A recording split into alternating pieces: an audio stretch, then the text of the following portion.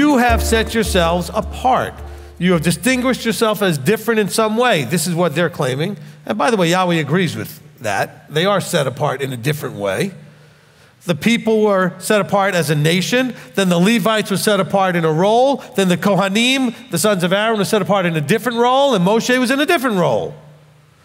All of them were set apart. So this is not a misrepresentation of the truth. It's just a bending and twisting of it to their own purposes. Yes, all of the congregation is set apart. Moses wasn't claiming, neither was Aaron, that they were set apart and the congregation wasn't. However, they were set apart in a role. And that's part of what you really need to learn today, is understand that you have a role, other people have their role, and that doesn't mean that you should have or desire theirs, or they desire yours. He says, yet you seek more than is your station. You seek the priesthood. Because after all, there was the people, then there were the Levites. One tier up from that, and then one tier up from that was the priesthood, the sons of Aaron. So it's not enough what I gave you to do. Look, that's where you have to find shalom in what he's given you to do. I still have people on a regular basis coming up to me because they think, or they want to think, what their heart may be driving, their desire may be driving more than their intellect, that they're supposed to be in front of a room teaching. They think they're supposed to be ministering. They think they're supposed to be in the priesthood. Now the question is it something that you're actually anointed to do, or is it something you just want to do? And if you want something bad enough, you're going to believe that you were anointed. You're going to believe that he's called you. You're going to believe anything. They asked me, how did you first become a rabbi? I said, because the congregation recognized the anointing. I taught, and they recognized it. That's how, okay? But those of you out there that aren't doing and don't have a congregation recognizing, then you need to be trained, because it's a rare exception by necessity, not because I'm so special, but by necessity. It was done this way with me, okay? All right? I didn't do anything to deserve it. I didn't do anything to earn it. It was necessary. He needed me to be where he needed me to be, to do the things he wanted me to do. He'd already put all the information basically in my head and got me to be to a point where I'd be willing to open my mouth and let his words come out.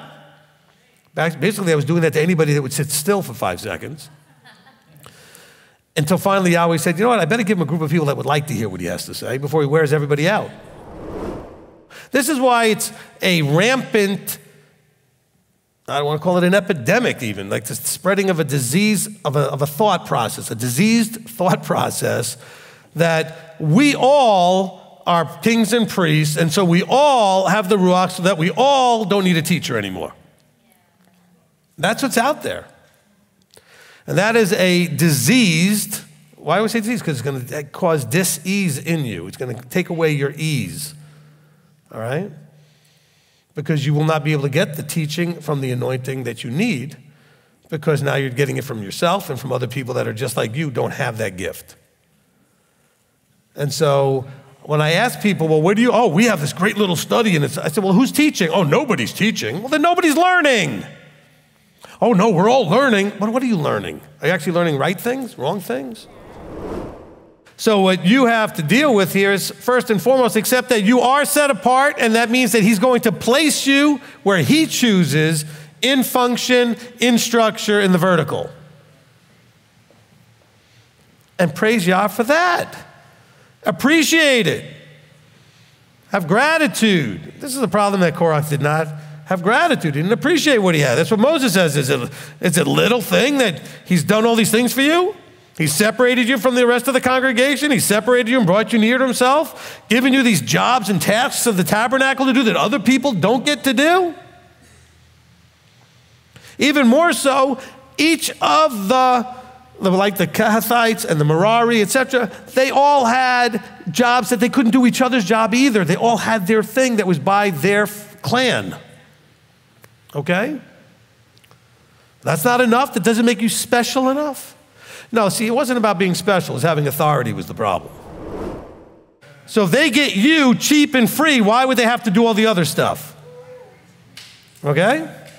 I'm being blunt. So all you teenagers, you think you're all so just going out there, you guys are making out. I know you are. Parents are thinking, what? Yeah, they are. They're all off in the corner kissing and snuggling and everything else. You're being stupid. Girls, I'm talking to you. You giving that stuff, oh, but I want him to want me. He wants you. But don't give him anything.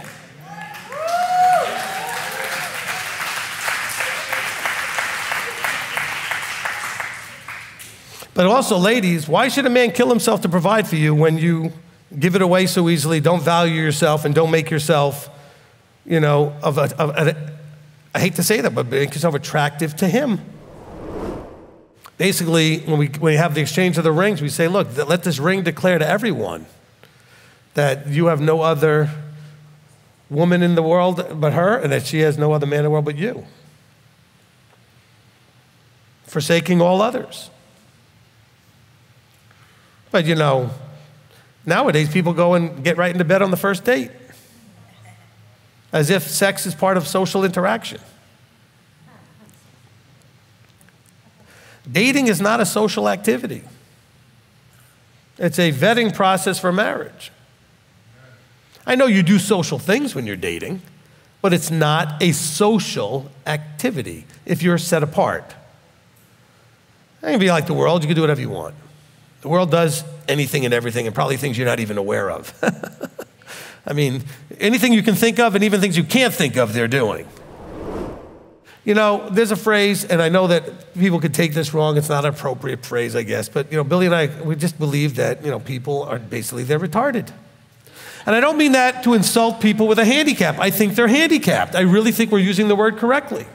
Not in an insulting way. I think that we have a part of us that is not functioning at the optimal, proper level, which is what retarded means, okay? I think the people have this problem of psychological and emotional and mental retardation. We just cannot seem to grasp things that should be easy and obvious. That's a handicap. The handicap is we're human. And we're focused on being human and being flesh and being in the below and being earthly instead of heavenly and the above and spiritual. It's retarding our growth. So I'm not trying to use a slur in any way. I think it's the actual right word. Sometimes being set apart means thinking differently, right? Feeling differently. Sometimes it means doing different things. And sometimes it requires a lot of courage because it's going to take you way outside your comfort zone, like maybe physically moving. As a set-apart people, we read this in Numbers 33 in the Torah portion at the end of the book of Numbers, they moved 42 times.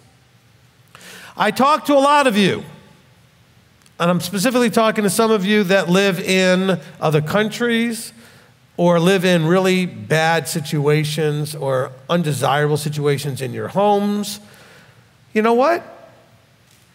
Grab a hold of yourself, stand up on your hind legs with your spine straight, be a grown-up, and leave.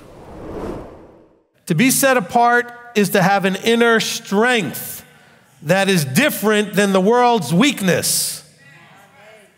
Stop giving in to the weakness, and it's getting worse generationally. Weaker and weaker. I'm talking to you teenagers. You grew into and started in a generation that's already weak and getting weaker by the minute. I'm not picking on you. You were born into it. But if you decide to be strong, you will thrive above all that weakness because the competition will be almost nothing. If you were born, 60, 70 years ago, a lot of competition, a lot of strong people. You go back into the 50s and 60s, lots of strong people. You go now, since the millennials, since Gen X and all that, it has gotten weaker by each generation of that alphabet soup of generations.